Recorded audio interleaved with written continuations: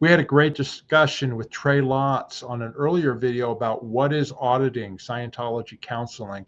Well, on this video here, we're going to talk to him about what is the difference between Scientology Security Checking, Scientology Confessionals, and Scientology Auditing. And I think you'll find it an informative discussion, and we look forward to you watching the video. Here we go.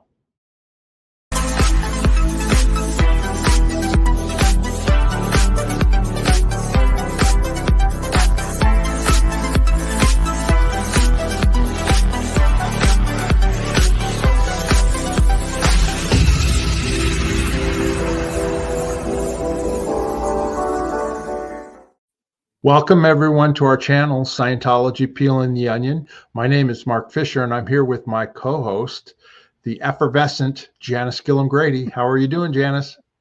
G'day, Mark. I'm doing good. G'day, everybody, and I hope everyone is doing well. It's coming towards the end of the year, the holiday season, and everyone's going to start getting busy, gathering friends, connection, reconnection. It's going to happen this Christmas and this Thanksgiving. So I find that exciting that we're going to get a lot of people connecting up. Yeah, and we're recording this right before Thanksgiving. And of course, Janice, you're going to be delivering tomorrow your famous bacon wrapped turkey. Isn't that right? I've got the bacon all ready to go and the turkey's ready. So tomorrow morning it gets its blanket of bacon. There you go. So, well, we will be sharing a video of that on our channel when we get the results, so you guys can all share into it as well. Right. Anyway, Janice, why don't you go ahead and introduce our guest? We had a great. This is a second interview we've done with this guest, and the first one was very well received, wasn't it? Yeah, it was, and I haven't caught up on all the comments that were being made, but I read a lot of them within the first couple of days of the interview being released. And there was some good response there. And even Dan Locke, who had been our guest in the past, and we're actually not complete with Dan, he's in there making some comments too. And we've got to get Dan back on this show. But the comments have been very good. And even Trey's, pieces of Trey's are, well, that just said who our guest is. It's Trey Lotz. But pieces of Trey's have commented, and I've talked to some of them, and they're all happy with Trey. So let's bring Trey on, and we've got some more answers to people's questions from the comments and some added information that people don't know on something that happened to Trey. That's right. And James, why don't you go ahead and give his credentials for our viewers who don't know. Trey's actually been auditing for 50 years now, give or take, and probably give. And he's probably done over 70,000 hours in the chair auditing pieces. He was trained to Class 8 auditor within the Church of Scientology, whatever you want to call it, Scientology. And then outside, he did further training so that he can deliver all the way up to what Class 12 auditors deliver, which is the L's, 10, 11, and 12. He can also deliver all the different OT levels, the new OT levels, and he can even deliver the old OT levels or refer you to someone who does deliver that. So if anybody is interested, Trey's your man. He can help you anyway. And he also, having been so well trained, he also recognizes what was LRH, L. Ron Hubbard's technology and the changes that happened after he passed away. So that's also something we'll get in discussion, either this interview or next interview or whenever we get to it, depending on how long this one takes. That's great. So let's bring Trey on. Okay. Hello, Trey. How you doing? Very good today. Nice to be here. Did good. we Glad to have you well? Yes.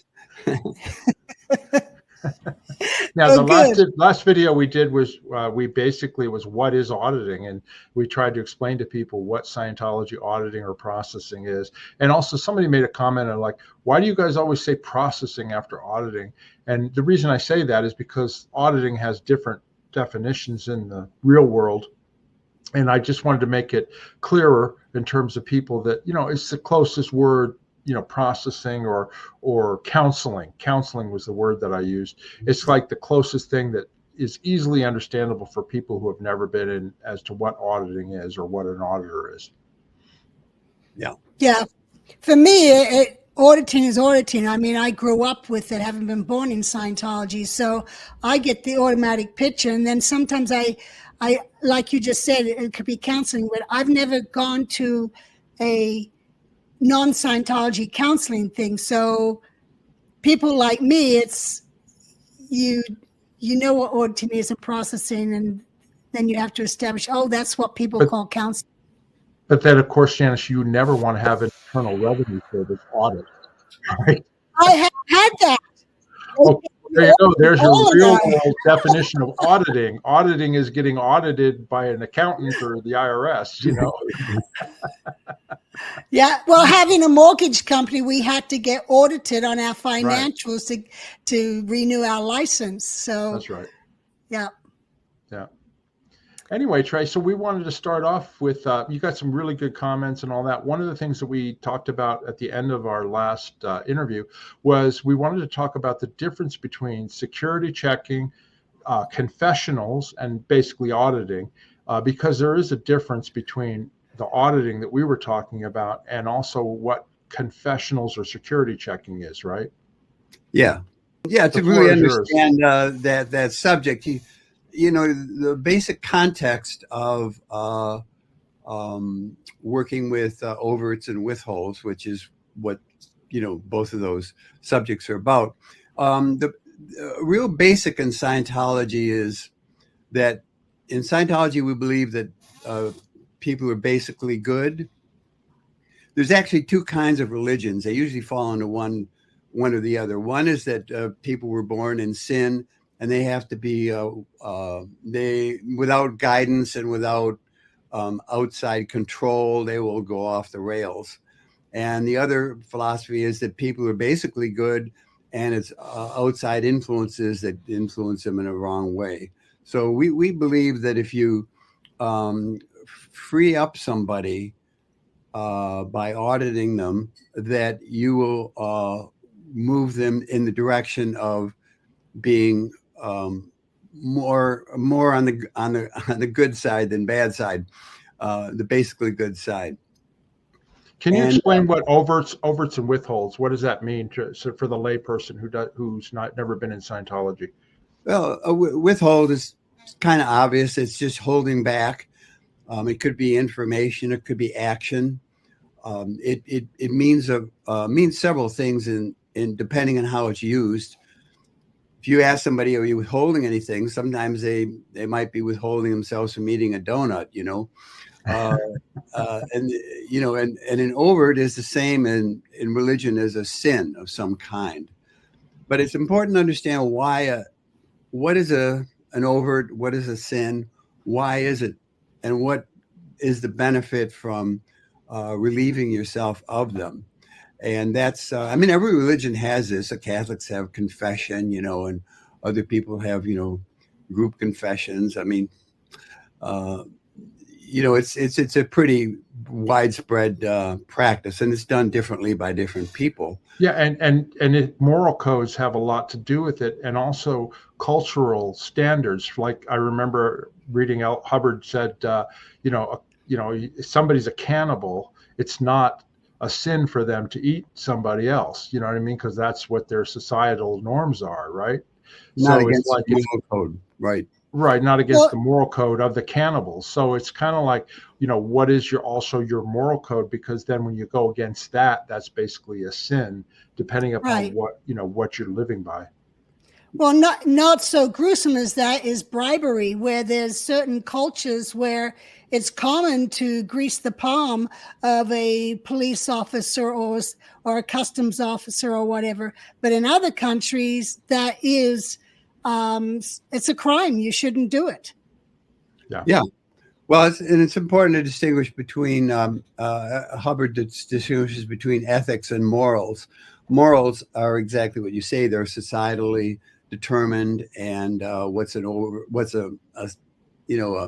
a violation of a moral code in one society is different than the other. But there's a more basic idea, which is the idea of the thetan, the spirit. The spirit is basically good, but it's a different meaning of the word good than in the dichotomy of good bad. In the basic meaning of it, a spirit is a creation point.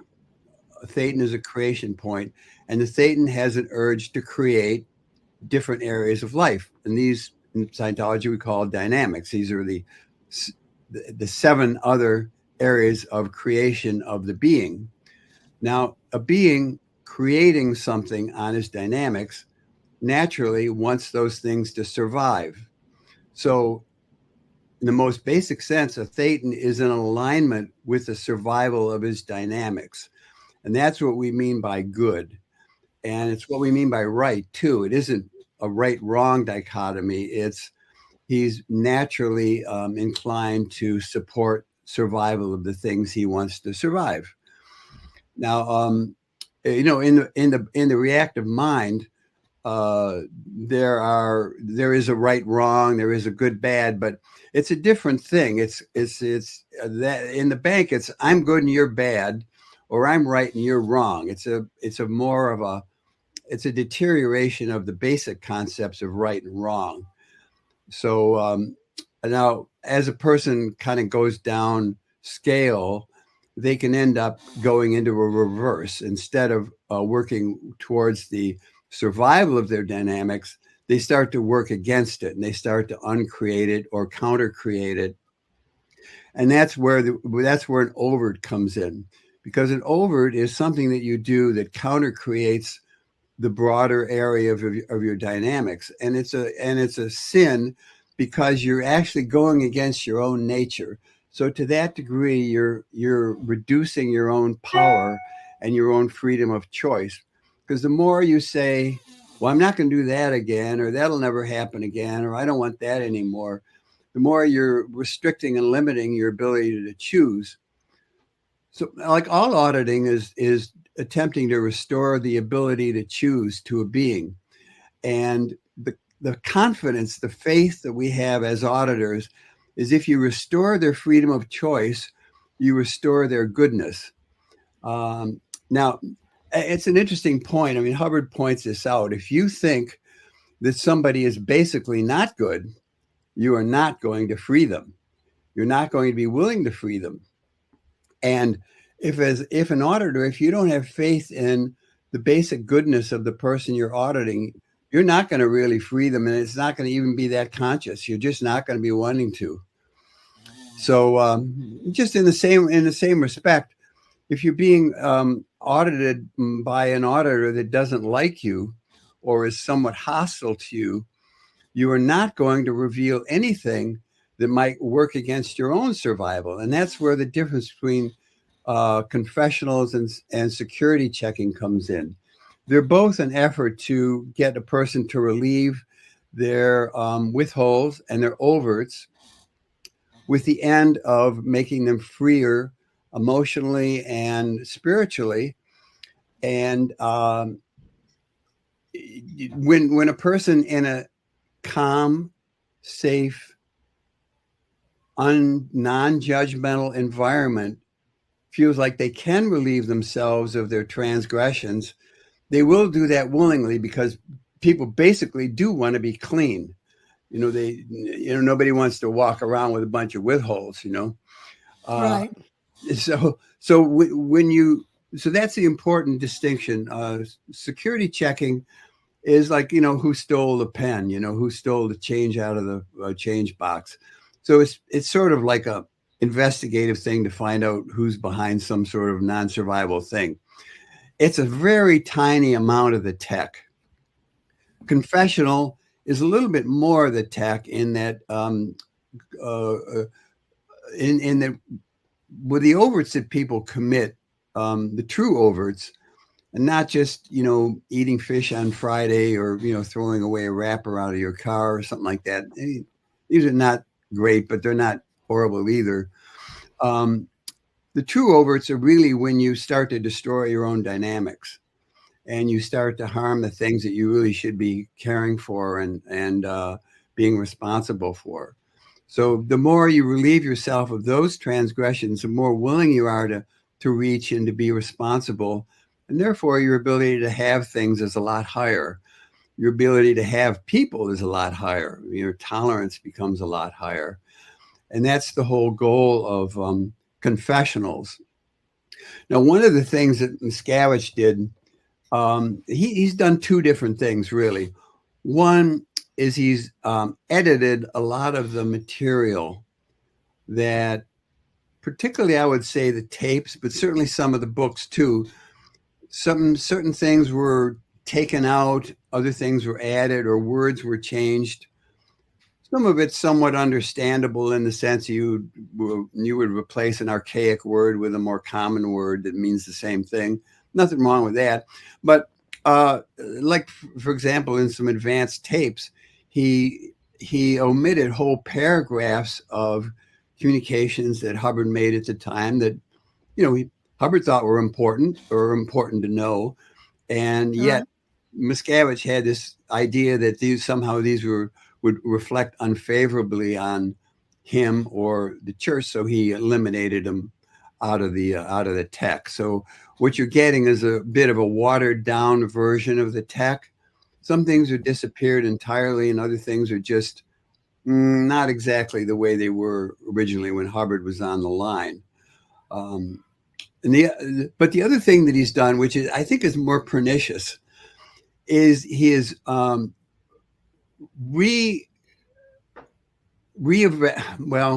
do I put it? Reinterpreted the text. He's reinterpreted the text. He'll take something and pump it up and emphasize it so it looks like it's the only thing. Take something that's a part of the text and make it the whole text, which in itself is a very bad alteration, because it takes away any flexibility of approach. Hubbard says he's responsible for half, which is the text itself, and that the person applying it is responsible for the other half. But if the person applying it has no good judgment, they're not familiar with the broad understanding of the text, they're going to pick one thing and hammer it home, and anything that you make an extreme becomes illogical and irrational. So a lot of the way that the text is being applied is very irrational. There's a good idea behind it.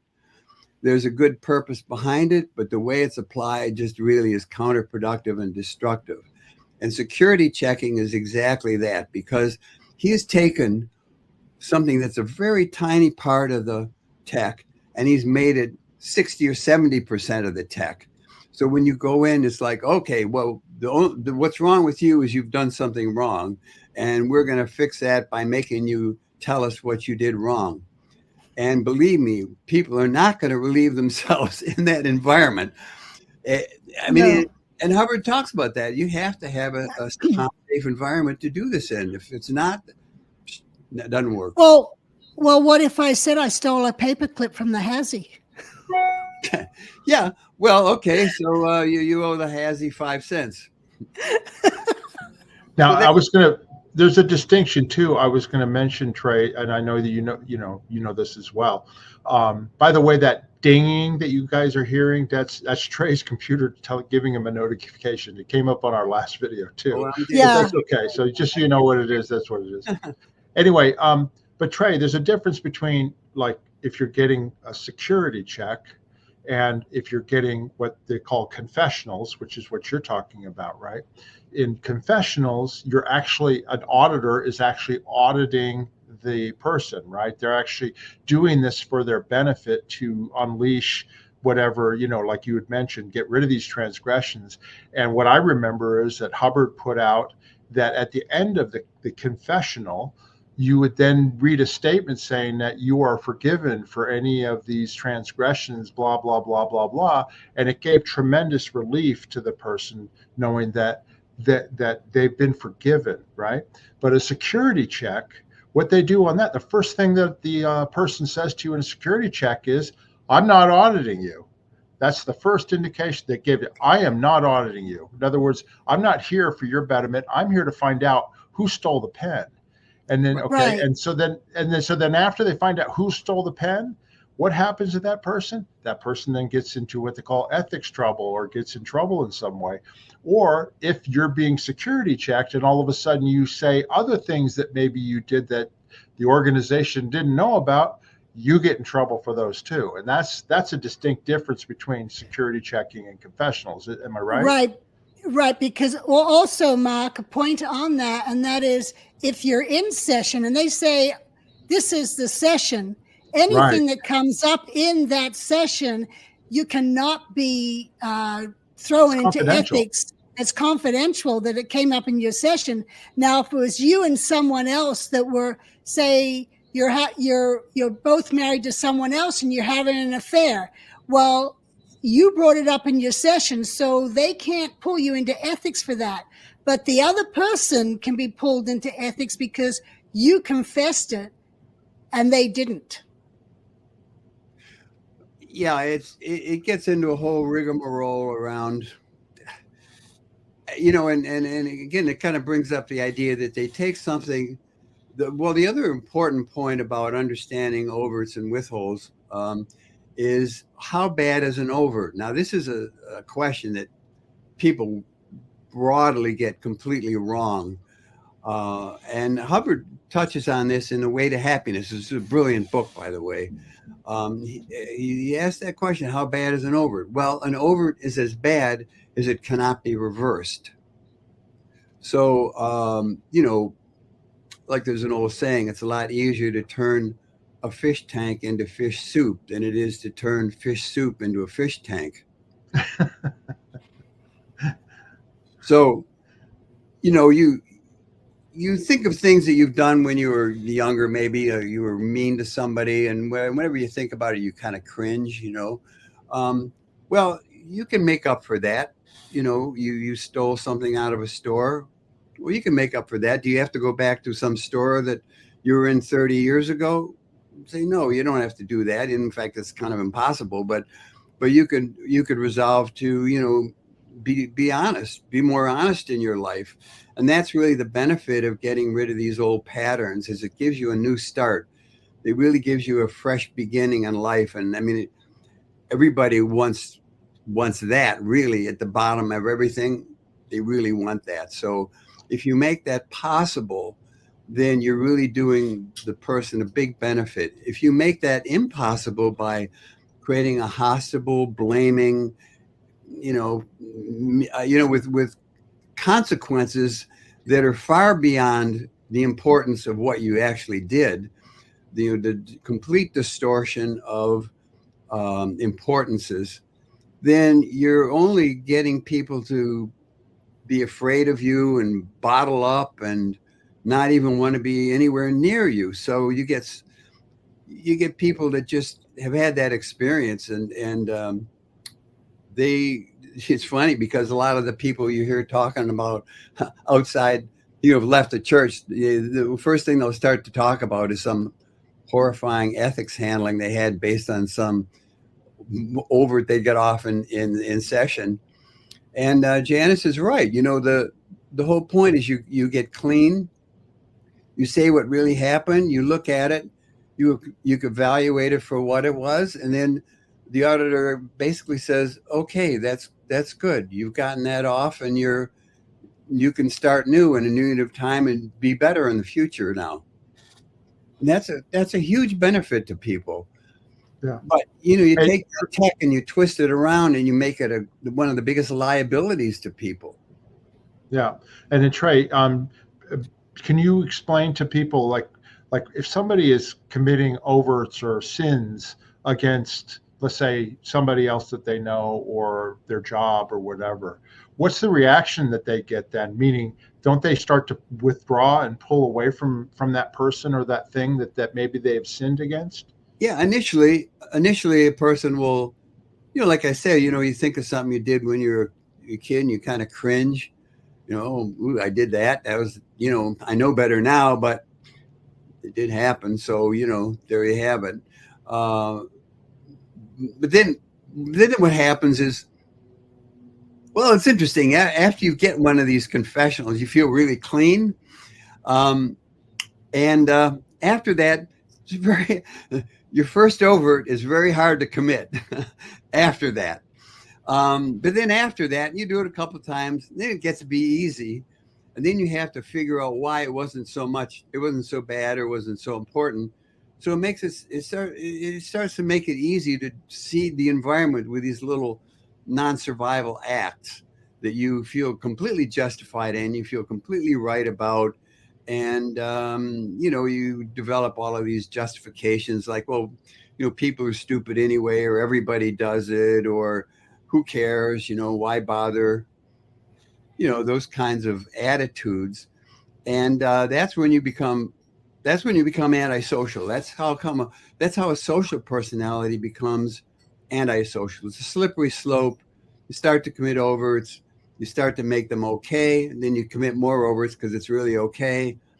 And then, you know, you're becoming only one. You're only thinking about yourself. You start to do things that are only good for you and not good for anybody else. And it gets even worse than that, because you start to really, on some level, you always know you're really an asshole, you know, and so you start to destroy yourself. And this is why people who, you know, can get very sick after they've committed a lot of overts, you know, and when they get to be clean, a lot of times they'll, you know, their physical maladies and just kind of go away, and they feel much better emotionally and physically. So again, it's such an important piece of the tech when done correctly, and it's so harmful when it's done incorrectly, because it plays right into these mechanisms that exist in life. Right. Now, can you explain also how a missed withhold, what that is, and how that comes into play in regards to this, what we're talking about here? Oh yeah, well, a withhold is just something that you're withholding. Now, once you start to withhold something, you kind of like you put it away. Eventually, you kind of forget what you're withholding. You know, you meet people that never talk. I mean, they're withholding. Right, like a harmful secret. Yeah, but they don't even know why they're withholding. They just know they never Right. say anything. They never do anything. They're very quiet. They're very inactive. You become inactive, and then there's a sort of a blankness in your mind. I mean, that's where it gets really bad. It was when you really kind of like become like you know. And once you start to get the person to relieve some of these things on a gradient, and, you know, little small things at first, really, and whatever it is comes up on a gradient anyway, the person starts to be more talkative and more animated and more alive. And that's kind of like how it goes. But so a lot of these withholds are dormant, which means they're not active. You never think about them.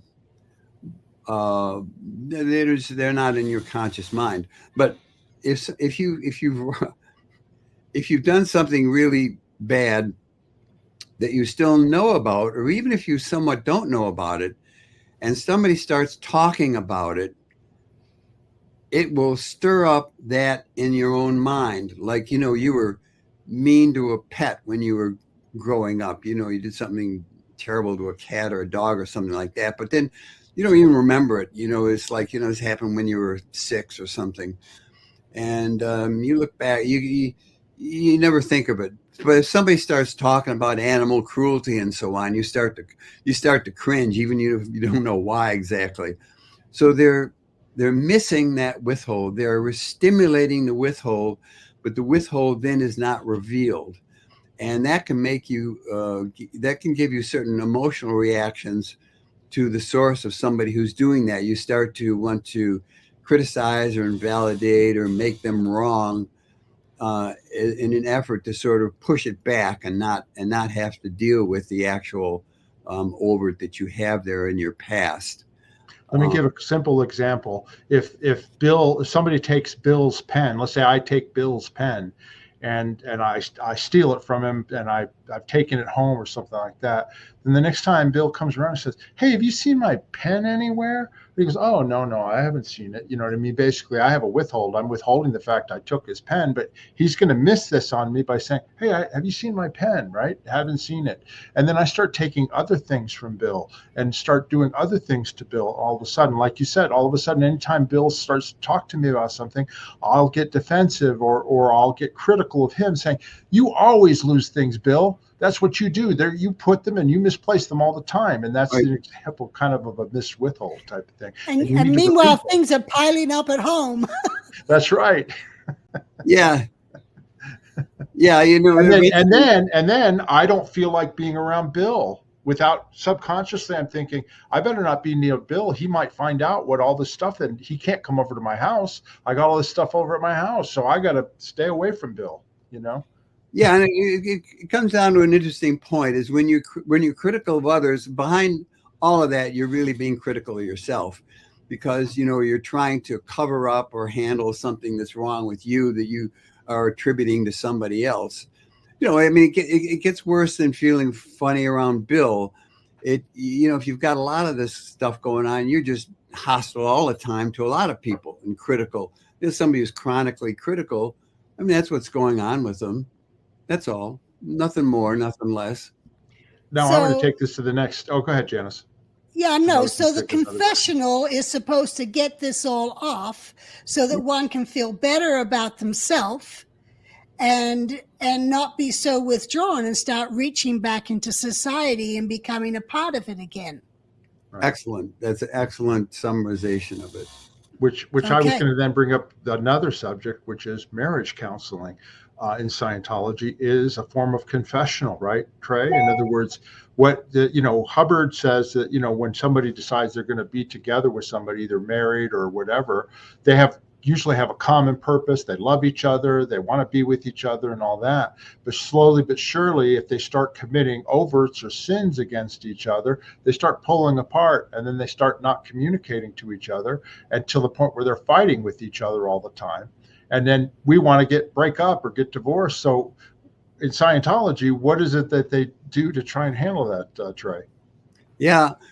Reminds me of one of the first stories I heard when I got into Scientology, when I came out to LA. My great aunt had got some auditing back in the early 50s at the LA org, which was around at that time. And there was a guy that was running the org named Hardin Walsh. He was actually an ex-psychologist. And my aunt said he and his wife were the closest, most highly aligned couple that she had ever witnessed in her life. And I said, I wonder why. And she says, well, I'll tell you, because every day in the morning, they sat down and ran a process on each other. What have you done? What have you withheld? Didn't take very long because it was only a day's worth. It wasn't, years worth. But so their comm line was completely uninhibited, completely clean, and completely out in the open. Each one of them was a completely transparent and open book to the other one. There's no mysteries there. So yeah, you see, when you're married to somebody, and what are they doing? Or you kind of wonder, what are they up to today? They're not here. That those are transparency issues and trust issues too, because when you start to, it kind of gets back to the same thing. You start to not trust yourself, then you project that onto others. You don't trust others either. And, you don't trust yourself. You don't trust your wife. And she doesn't trust you. But that can all be. And then you don't want to be around each other. Yeah, eventually you want to put more distance there because, there's the affinity goes way out the bottom. Now, have you ever done a marriage co-audit where, can you explain what that is? Have you ever done one of those? Oh, yeah. You have let's say the husband is, you're sitting across from you on the meter, and you ask and the wife is sitting next to you to your left, and she's watching the meter. You're both in the same room. They're both in the room with you. Same room. She's watching her husband. And I remember this one couple, the husband was over there, and I said, what have you done to, your wife? What have you withheld from your wife? And one side point about this, It's a very important point. And there's one line in a bulletin that I came across, and I said, this changes a lot. When you ask somebody, what have you done? You're not asking them, what bad thing have you done? And this comes as a big shock to people because it's only run that way in the church. But Hubbard says, you're not asking for a discreditable done. You're just asking for an action. And for a withhold, you're just asking for something that you haven't done or held back. Like I was mad and I didn't say anything. That's a withhold, even though it's a creditable withhold. And in auditing, if they want an overt, they'll say, "Have you committed an overt?" If you're running, "What have you done? What have you withheld?" What you're really running is you're running reach and withdraw, because a done is a reach, a withhold is a withdraw, and in that same bulletin, LRH says that all aberration is an aberration of reach and withdraw. So if you clean up the person reach and withdraw with the other person or with anybody, really, you're really cleaning up their lines. So in order to do that, you have to get actual done and actual withheld, not bad ones, not good ones. It's whatever they think of. So anyway, that's the important side point. On the L rundowns, there's a lot of what have you done to Mike, what have you withheld from Mike, because you're trying to straighten out a person's flows with that terminal. And that's all you're really trying to do. And this is why some people say, oh, the L's are just a big glorified security check. Well, it's not that at all. It's way, way deeper than that. But anyway, so I was auditing this guy and his wife was sitting next to me. And what have you done to her? What have you withheld from her? And he started getting off this very uncomfortable withhold. His wife, and my whole left side I could feel starting to heat up. I mean, I was getting radiation. Like I had to move over a little bit. It was like really. I mean, she could barely contain herself. She wanted to jump over the table and start strangling the guy. So finally it died down a little bit, and he got to a good point. So I said, okay, now it's your turn. So we reversed the flow, and she got over there. They trade places. She then goes over on the hands, and he's on the other side. What have you done? What have you withheld from him? What have you done to him? And not much at first, a little bit here and there. Says, well, it was this, I never told him about this, and I was spending some money. I was hiding it, and I was buying things, and and saying it was something else, and those kind of things. And he was starting to get a little heated too, because his big button was she spends all his money. And but it wasn't so bad. And then she got to a good point. She felt relieved, and then we reversed the flow again. We traded places, and I did with him what I did with her, and we just went back and forth like that 3 or 4 times until there wasn't really hardly anything else to say. Everybody was pretty happy, and pretty much everything they were coming up with was good things. Like I flowed a lot of affinity to you when you were sick, or I really helped you out when you needed something, and all of a sudden the affinity between the two of them went way high, and all of the bad stuff sort of went by the wayside, and all the good stuff was still there, because that's the thing that happens when you get rid of overts. The bad stuff goes away. The good stuff gets amplified. Right. It's even better. You're a better person than you were before. All your good qualities are blown up. So that radioactive heat that was sitting next to you, that dissipated and went away? Yeah, it's charge, mental charge. Right. Yeah. You bring that up, Trey, and it reminds me of Scientologists where they get into reporting on each other. They become a goody. What is it? A goody two shoes. A goody two shoes. Goody two shoes. They become a goody two shoes, and they start chitting and writing knowledge reports on everybody else. And those people then start getting in trouble. But that person, used to be a person that used to get in trouble, and then their morals improved, I guess, to the point of where now they're reporting on everybody else, going from one extreme to another. Yeah, Hubbard talks about that. He says, for God's sake, pull their withholds, If there's somebody who's like, because it's just a form of being critical. And he's talked about, this guy that goes into a room and he starts looking around to see who's bad, says, please, somebody take him aside and pull his overts. Yeah.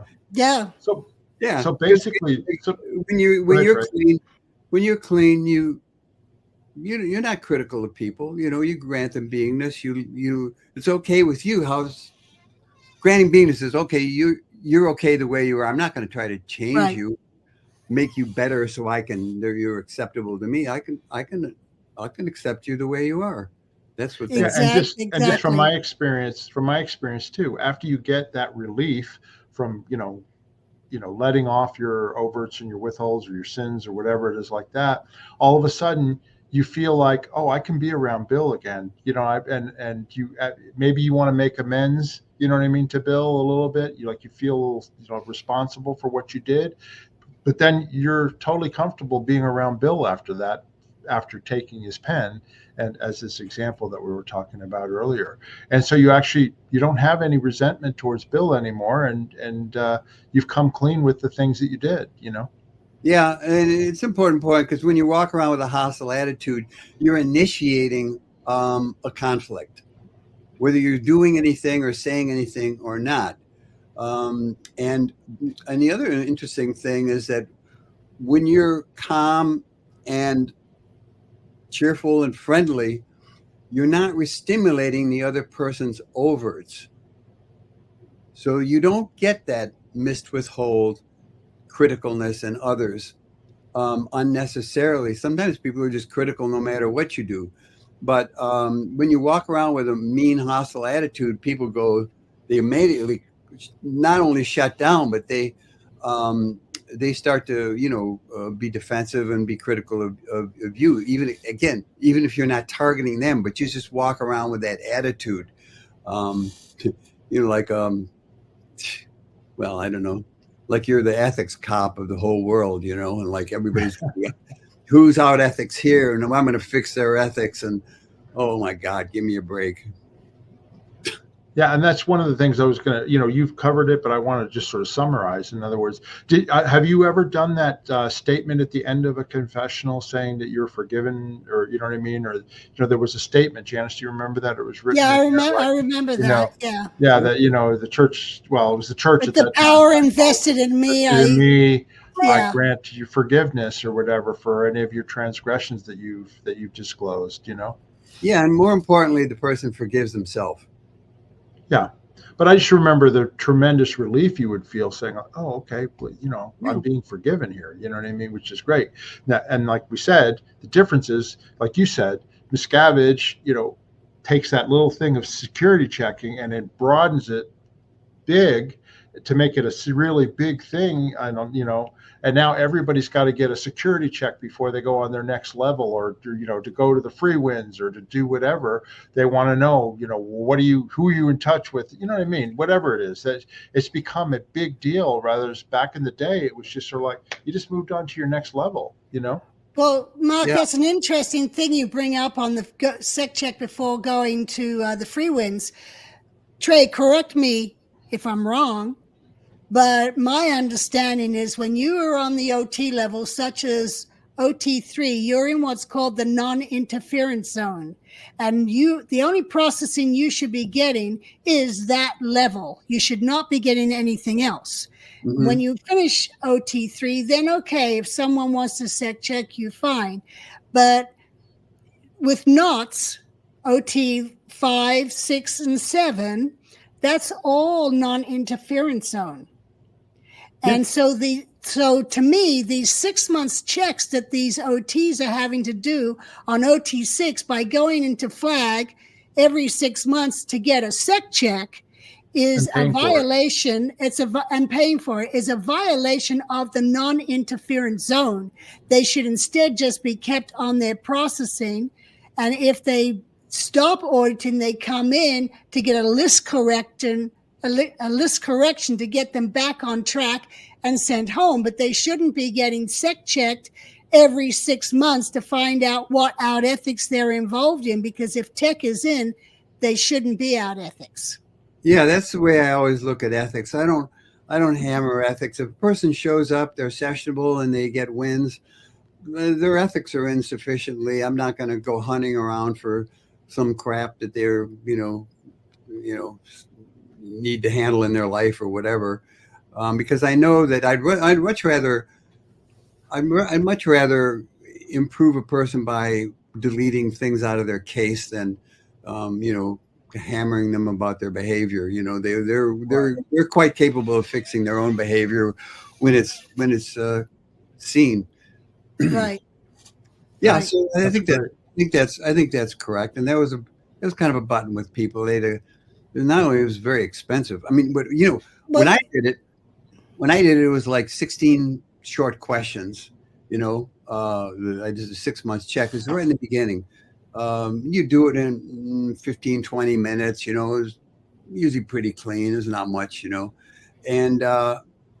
then later on it became like an intensive, 2 intensives. I mean, just really. Well, I remember when it was being discussed in OT, and when it was being discussed, I remember Miscavige having a conversation with Ray Midoff about, well, we can make more money by having these people come in every 6 months and getting the sec check and the hotel money, all this. It was just a money grab rather than keeping these people on the level and getting them through the level.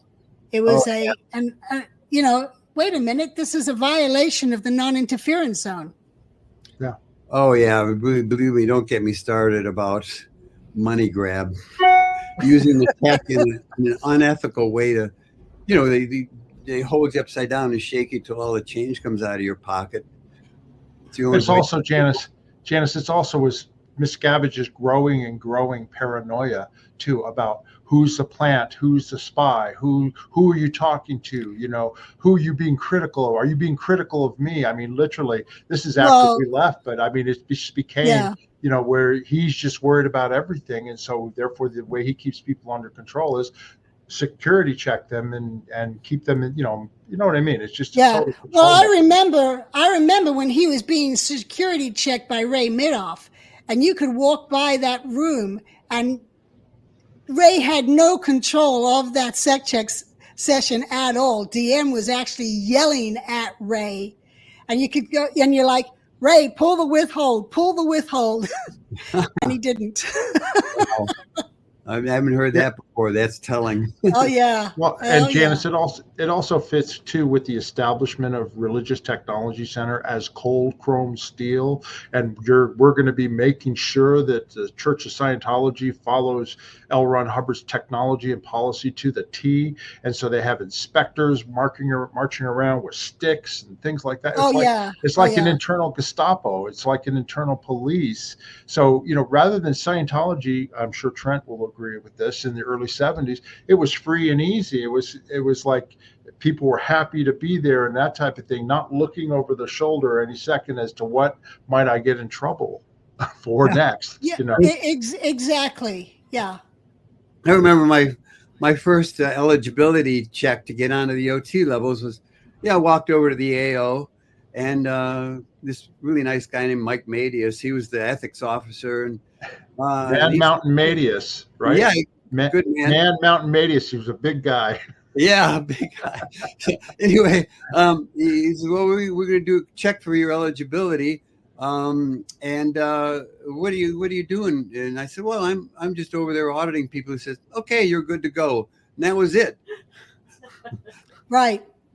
It wasn't years of a men's project and how much you're going to donate to the IAS, and oh my God, you're going to join staff and sign a 5-year contract in order to get onto your OT levels. I mean, it was like really became right. And disconnection. You didn't have to disconnect. You had to handle. You just went and resolved things with your family, or you stayed in touch with your family. You didn't disconnect from them, because that became a bigger problem. Oh, yeah. Well, as an ethics issue, handle or disconnect is always voluntary. I mean, you have the freedom of choice to be connected or not be connected. But when you force it, when you go around with those kinds of attitudes as you described there, then the next thing that happens with all these guys walking around with clipboards and, nightsticks, beating people up is they go, where'd everybody go? Right. Big surprise. Yeah. Yeah. And that's part of it too. And Janice, you mentioned Trey about donations and things like that. That was another handling too, right, Janice, for these people that went in for their 6-month checks. It's like, oh, you're out of ethics, so now you need to donate to the International Association of Scientologists, money in order to make up amends, right? Right. Well, they did that big time with my dad, because my dad, well, he had disconnected from his 3 suppressive children because we had all blown the Sea organization, and he wanted to get onto his OT 7 and 8, and they wouldn't let him on, and they kept making him donate and donate. He donated, over $1 million trying to get onto the level. And then when they finally sent him to handle us, and we're like, Dad, have you gotten any actual auditing besides sec checking about your children to see if you have mutual outroots? And he's like, no. And we're like, they're never going to let you on the level, no matter how much money you pay, because you have 3 SP children who, we're not stopping you from doing any Scientology. You can do it if you want. Yeah, they string you along. They just string him along. The motto of the modern church is the beatings will continue until morale improves. Exactly. Really? Is that right? I told Mark we should do a T-shirt that says that. months ago, I said, Mark, we need to do a T-shirt about how beatings will continue until morale improves. Well, I just want to move on, just because we don't have a lot of time left on this. Just briefly on another quick subject. Now, you've been field auditing obviously for years, and we'll go into how you left and all that on the next show that we do. But can you tell? I know one of the questions that was asked in the comments last time is, have you had success? Obviously, you've been doing this for years, so you must have success stories from people that you've helped. So I was just wondering, is there anything that you can relate to people in terms of what you've been doing in terms of helping people over the years? Oh yeah, well I've got lots and lots of success stories on my website, which is treylotz.com. Anybody who's interested. I posted those all up at one point, and I'm every week or two I'm putting up a new success story, particularly on the L's. On OT8, I'm taking people who've done OT8 in the church that it was incomplete on them, and I finish it, and they've gotten some really big additional wins from it. I got a really nice success story from one of my PCs who runs a clinic, and he posted his stats, and he said, now this is when I started working with Trey, and this has been my stats ever since. Wow. Yeah. He went from, I think, 30. He runs a clinic, and he was going from 32,000 patients a year. This was like 5 years ago, and they're like 54,000 patients a year they see now. So it's almost doubled. But and in the meantime, he says he's gotten so good at working with his staff and handling his staff. He's become a terrific leader. And just to touch on a point here, one of the big problems with the church has always been that the scarcity of leaders. There's been golden ages of each org, probably, or mission had a golden age when everything was going so well, and people were so just getting auditing and winning all over the place. And then, something would change, and then things would go downhill and became a miserable mess. And the common denominator, I noticed this over years, was there was a leader running things that operated by inspiring people and setting a good example and encouragement and a very little negativity, almost entirely good, positive and encouragement. And people wanted to do the right thing. They wanted to do well. So they rose to the occasion and started, really being uptoned and productive. But the average person when you're elevated to a position of leadership, if you can't handle it, you're still expected to make your targets and things. You devolve very quickly into domination, nullification leadership. You just start beating people up and hammering them, and you better get your stats up or else. And that just never works. It never works. Right.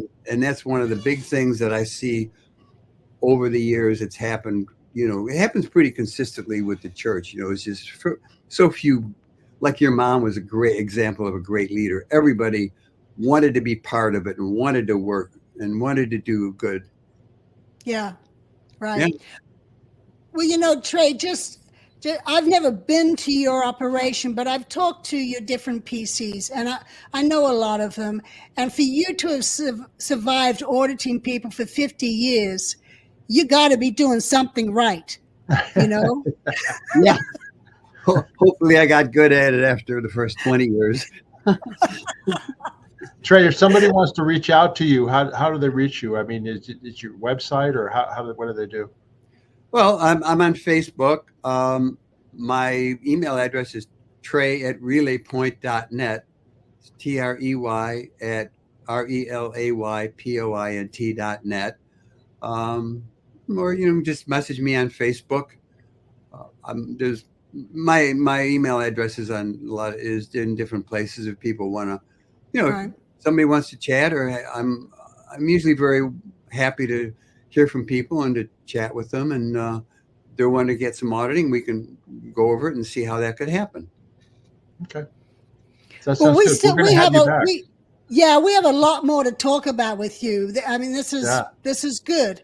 And I hope we're answering some people's questions and giving people a better understanding of why people are still coming to you and having wins, and what the difference is between the official Church of Scientology and the independent field.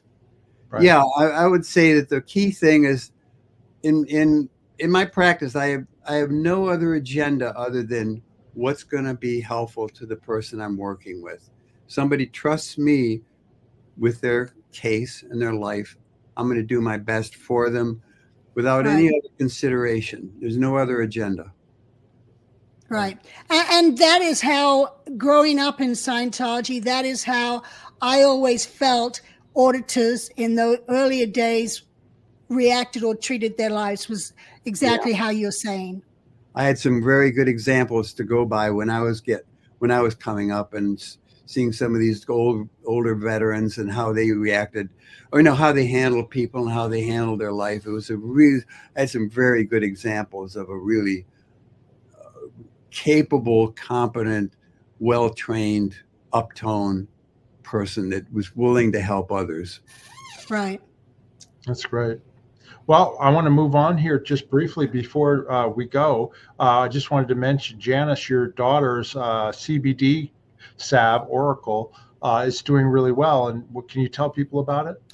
It's a CBD salve, and it helps with pain, and it's got emu oil in and all sorts of other good natural things for pain relief. Just go on www.healedbyoracle.com and you can message me, and you can order it.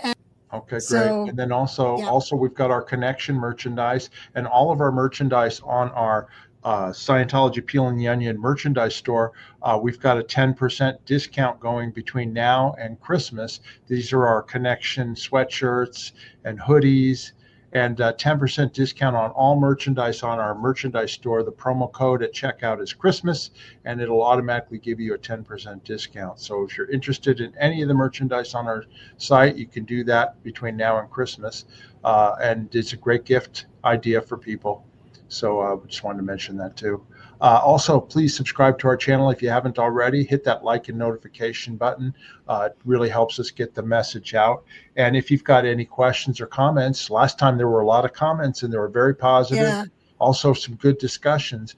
Just go into the comment section, ask questions, make your comments, anything like that, and we'll take them up with Trey the next time we do an interview with him. And if you'd like to support our channel, there's a link in the description for the video where you can buy us a coffee. Just click on that. It's really easy to follow, and we appreciate any support people give to our channel, and it helps us to continue to get out these videos. Anything else you'd like to say, Trey, before we end off this video? I very much enjoyed talking with you, and I really appreciate what you're doing with your podcast. Thank you, Trey. Thank you. We appreciate it, Trey. And we're going to have you back because it's been a very interesting discussion, and I hope our viewers have enjoyed it. Yeah. Okay, everybody. Until next time. Bye-bye. Bye. Bye.